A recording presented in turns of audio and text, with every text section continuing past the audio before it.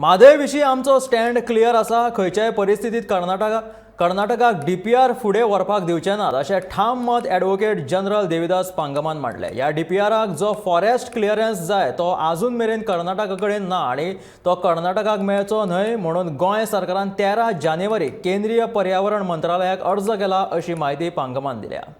Our stand is concerned, we have made it very clear. We will at any point not allow this DPR to go ahead, although it is approved.